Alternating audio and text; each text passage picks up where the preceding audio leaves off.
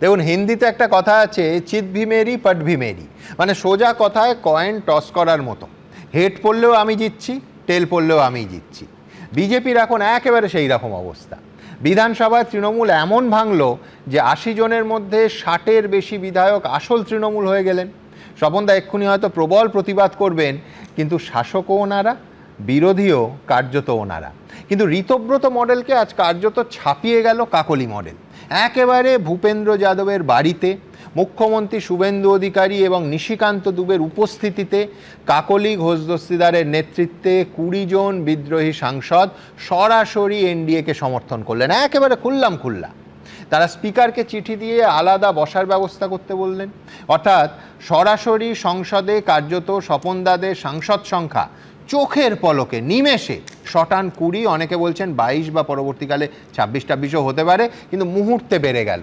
আচ্ছা স্বপনদা, এই মমতা বন্দ্যোপাধ্যায়, অভিষেক বন্দ্যোপাধ্যায় ছাড়া তৃণমূলে কি আর কাউকে রাখবেন না আপনারা? না, সেটা কেন রাখবেন? যারা যারা থাকতে চাইবে তারা ওখানেই থাকবে। কিন্তু আমার প্রশ্ন হচ্ছে, যদি তুমি বিধানসভা নির্বাচনের দিকে তাকাও, হ্যাঁ, তাহলে 24টা লোকসভা কেন্দ্রের 24 জন তৃণমূলের এমপি তারা কিন্তু তাদের এলাকাতেই সমর্থন হারিয়েছে। তো এই 24 জন এমপির যাওয়ার তো আর কোনো জায়গা নেই, তাদেরকে তো যেতেই হবে। তারা বিরোধী দল যদি করে কি কাজ করবে? তো স্বয়ং যদি এনডিএর একটা শরিক হয়ে তারা লোকসভাতে কাজ করতে চায়, যদি তার মানে আপনিও তো মমতা বন্দ্যোপাধ্যায় থিওরি বলছেন যে বিরোধী থাকলে কাজ করা যাবে না, কাজ করতে গেলে শাসক দলের সঙ্গে থাকতে হবে। এক থিওরি। 15 বছর ধরে মমতা বন্দ্যোপাধ্যায় এই বলে গণতন্ত্রের গলা টিপেছেন। না, মমতা ব্যানার্জি কি বলেছেন সেটার সঙ্গে আমার তো মত এক হবে না। কিন্তু এই দলই যদি না থাকে, ওদের দলই তো নেই এই মুহূর্তে, তৃণমূল দল নেই, তাই এই এমপিগুলো যাবে কোথায়? কংগ্রেসে যেতে গেলে কংগ্রেসে যেতে পারবে না, কংগ্রেসের এখানে কিছু নেই। তো তাদের যাওয়ার জায়গা তৃণমূলে থাকলে তাদের তো দেখতেই পাচ্ছে যে এমন সব কাণ্ড তার নিচুতলার লোকেরা সবাই এমন করে রেখে দিয়েছে যে কিচ্ছু নয়। তুমি যদি আজকে ঠিক স্বপনদা, কিন্তু আমার স্টুডিওতে বসে শ্রমিক ভট্টাচার্য বলেছিলেন যে বিজেপির তৃণমূলীকরণ আমি হতে দেব না, হবে না। আমি বলছি এটা তৃণমূলীকরণ নয়, একদম না। আমরা তো বিজেপিতে তাদেরকে নিই, তারা আলাদা দল করে যদি আমাদেরকে সমর্থন করে, আমাদের শরিক হতে চায়, আমাদের আপত্তি কি আছে? আমরা নিশ্চয়ই নেব। আমাদের তো তাদের তো কে কি বিচার টিচার করার আমাদের কোনো দরকারও নেই। আমরা তারা যদি কোনো অন্যায় করে, যেটা বিশ্বনাথ বলেছিল, তারা যদি তাদের বিরুদ্ধে পুরনো যে অভিযোগ সেগুলোর বিচার হবে, অভিযোগ আছে, তদন্তের মতো চলবে। তারা অন্যায় করে থাকলে, দোষী হলে তারা শাস্তি পাবে, ওখানে কোনো বাদ বিচার নেই। আইনের পথে চলবে। এটা দারুণ। আইনের পথে চলবে। চলছে না, কিন্তু চলছে। কে বলছে চলছে না? 1 মাসের মধ্যে যদি আপনি দেখেন আইনের পথে চলছে না, তাহলে কি করে হয়? সেগুলো কিন্তু ব্যবস্থা হচ্ছে না তাদের বিরুদ্ধে। কে বলছে? কে হবে? কোনো উদ্যোগ নেই। কি রাতারাতি হয়ে আমাদের কি ডিম থেরাপি কাকে দিচ্ছ ভাই? এক সেকেন্ড, আমি কালকে কিন্তু এবিপি আনন্দে এসে বলেছি যে এই ডিম থেরাপি যারা করছেন, একজন মানুষের খাবার কেড়ে নিচ্ছেন। আপনারা প্লিজ ডিম ছুঁড়বেন না, অন্য কিছু ছুঁড়ুন।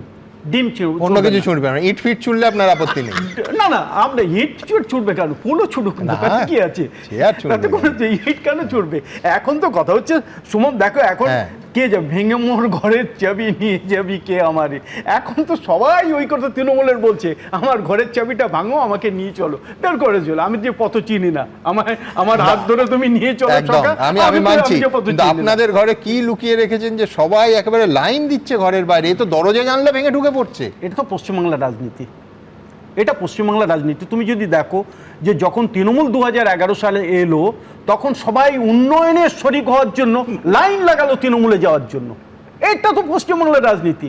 যখন বামেরা এলো, সবাই ওই বামেদের দিকে করতে চললো। ঠিক তেমনি ভাবে নিচু তলায়, কার্যত কাউকেই নেয়নি, মানে একেবারে। আপনি উদাহরণ দিন যে কংগ্রেসের নেতৃত্বস্থানীয় বা মাঝারি নেতৃত্ব বামফ্রন্টে এসে বামফ্রন্টে মন্ত্রী হয়েছেন। একটা উদাহরণ, রাজ্যসভার একটা এমপির জন্য কিরণময় নন্দ সমেত জনতা পার্টির একটা অংশকে সিপিএম ভাঙিয়েছিল। কেউ অস্বীকার করতে পারে? ভাঙিয়েছিল।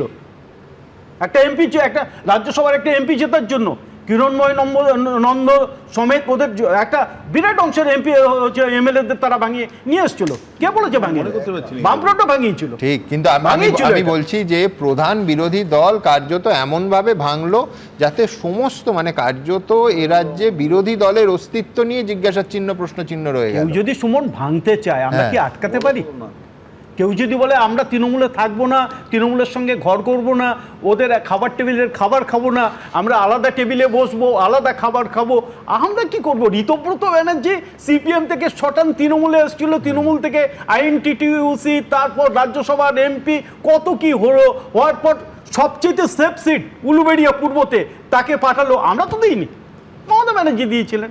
সে যদি এখন মমতা ব্যানার্জির সঙ্গে না থাকতে চায়, আলাদা দল আমি করতে বুঝেছি চায়, আমরা আপনাদের আলাদা কিচ্ছু করবো। করার নেই, কিন্তু আমি বলছি গণতন্ত্রের স্পিরিটটা, গণতন্ত্রের মানে আমি বলছি যে কোথাও গণতান্ত্রিক ব্যবস্থাটা তো শক্তিশালী বিরোধী ছাড়া দুর্বল হয়ে পড়ে, এটা তো মানতে হবে। আচ্ছা ধরুন গণতন্ত্র তো অনেক বড় ব্যাপার, এই স্টুডিওতে ধরা যাক কৃষাণুও আপনার দলে যোগ দিয়ে দিল, তো আমরা কাকে ধরবো? 15 বছরের হিসেব কার কাছে চাইবো?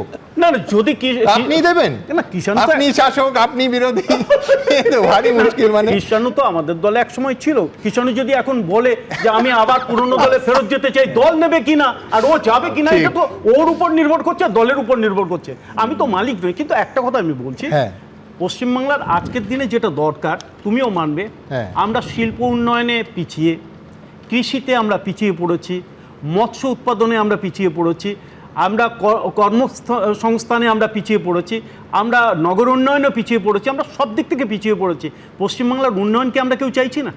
তাতে যদি কনস্ট্রাকটিভ অপোজিশন থাকে, তারা যদি কনস্ট্রাকটিভভাবে আমাদেরকে সমালোচনা করে এবং তারা যদি আমাকে সহযোগিতা করে, আমাদের নিতে আপত্তিটা করবে। দেখুন আমি আমরা স্বপনদার কেন সঙ্গে নেবো? একটা জায়গায় সবাই আপত্তি করবে, আমি একমত। সেটা হচ্ছে যদি তৃণমূল বলে যে আমরা বিজেপিকে বা এনডিএকে সমর্থন করব, ওনারা কি করবেন? সত্যিই তো। কিন্তু পাশাপাশি আমি স্বপনদার শেষ বাক্যটায় আমি বলছি, ধরুন গুজরাট মহারাষ্ট্র শিল্পে অনেক এগিয়েছে, সেখানে শক্তিশালী বিরোধী নেই?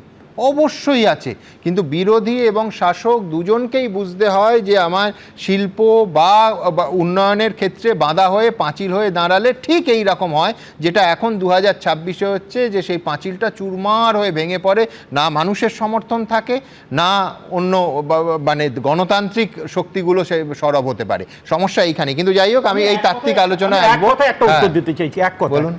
গুজরাট, মহারাষ্ট্র থেকে তামিলনাড়ু, হ্যাঁ, যে কটা রাজ্যে তুমি নাম করবে, আমি বলছি যে হ্যাঁ, কটা রাজ্যে তুমি নাম করবে, হ্যাঁ, তারা রাজ্যের উন্নয়নের প্রসঙ্গে সরকারি দল আর বিরোধী দল তারা একসঙ্গে দিল্লিতে যায়, এক সুরে তারা কথা বলে, আমার রাজ্যের উন্নয়নের জন্য এত টাকা দিতে হবে, এই ফান্ড দিতে হবে, তারা দাবি করে, একমাত্র পশ্চিমবাংলা বাদে।